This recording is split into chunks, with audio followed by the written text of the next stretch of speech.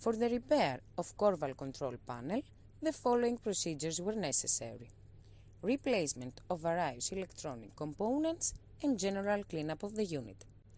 For testing, we used 220-volt AC power supply, some pressure air, and a resistance box as temperature input.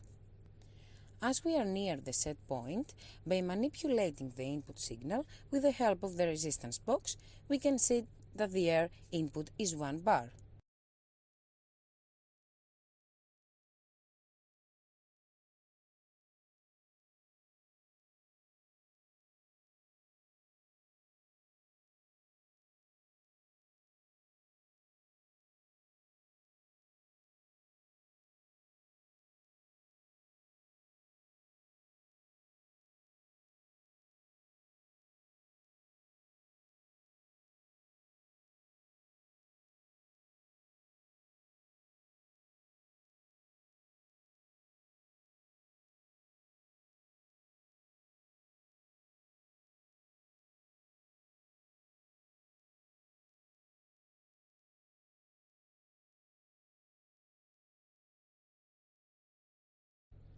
No further testing is possible due to lack of additional units.